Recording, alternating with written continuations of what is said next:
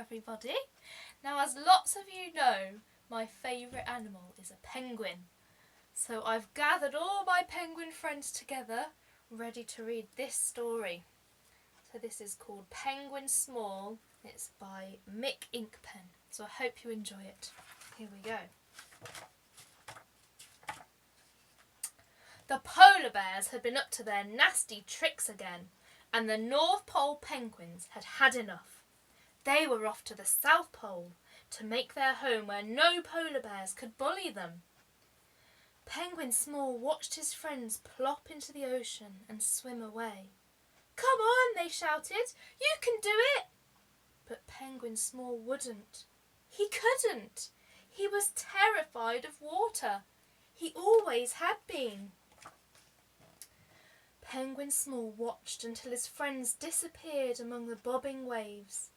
Then he put his head under his wing and cried until the tears made a long icicle on the end of his beak.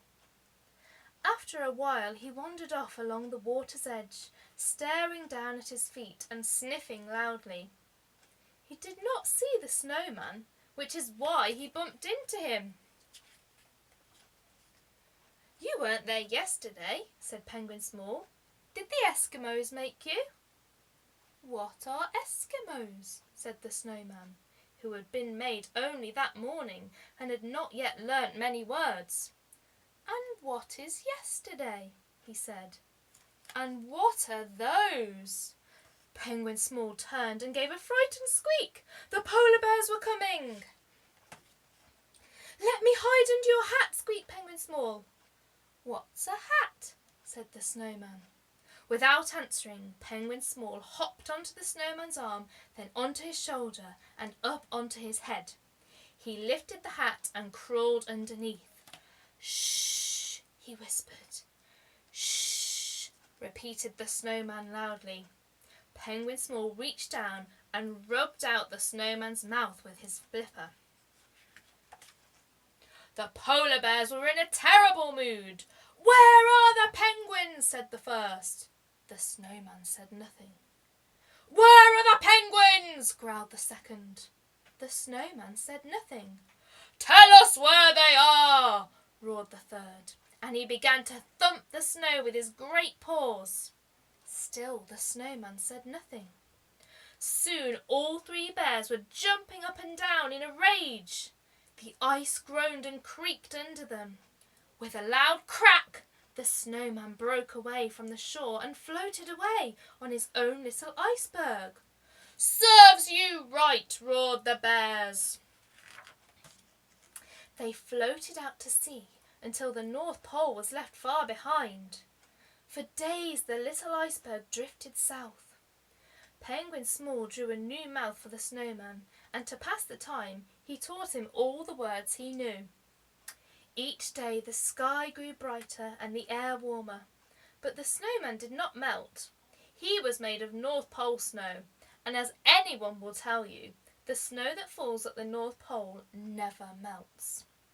At last an island appeared on the horizon.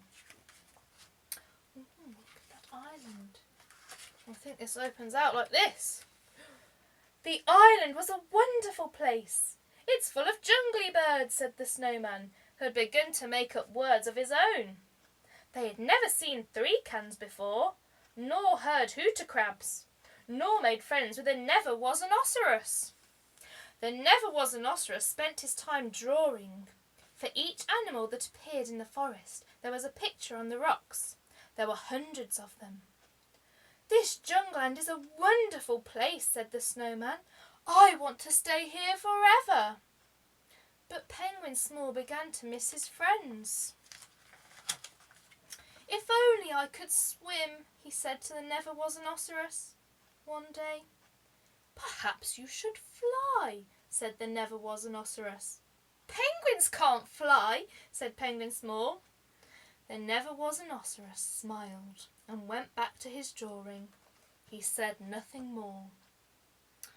The snowman did not want Penguin Small to go, but he gave him his hat for a boat when the time came to say goodbye. A teardrop trickled from his eye and froze on his cheek as he pushed Penguin Small out to sea. Penguin Small floated out on the wide ocean. He did not know where he was, nor where he was going. The sky grew dark and big drops of rain began to fall. All night long the storm blew. Penguin Small huddled in the bottom of the snowman's hat while the waves tossed it high into the air and sent it spinning round and round. By morning the storm had passed. Penguin Small found himself washed up on a strange blue island. "This is a very odd island," he said. "It has no sand, no trees, and no jungly birds of any kind." But the island was not an island. It was a great big blue... Wow! It's a whale! Pull that back up. Whoosh! Penguin Small found himself flying through the air, flapping his flippers furiously. The snowman's hat fell into the sea. The scarf fluttered after it. But Penguin Small stayed right where he was, hovering in mid-air, squeaking at the top of his voice, "I can fly! I can fly!" Then suddenly his wings got tired and he dropped like a floppy cushion onto the whale's nose. "Did you see?" he panted. "I was flying." The whale was heading south to cold waters. He was used to travelling the oceans alone, but he was happy for Penguin Small to ride along with him. While the whale swam, Penguin Small practised his flying, landing on the whale's nose when he needed a rest. As the days passed, he became an expert. He was diving, soaring, hovering, gliding, whizzing, but never quite managing, try as he might, to loop the loop. Ooh, another big picture. Ooh, the whale. They travelled far to the south. The air became cold and icebergs began to float by. One day, climbing high in the sky, Penguin Small spotted land. Looking down, he saw little shapes, just like himself, lined up along the shore. "Penguins!" he squeaked. Way below him, the whale launched himself clean out of the water. The whale landed in the sea with a boom like a crack of thunder. Then he slid beneath the waves, flapping goodbyes with his enormous tail. With a whoop of delight, Penguin Small soared into the air, looped the loop, well, almost, and pointed his beak towards home. And there he is, meeting all his family and friends again. The end.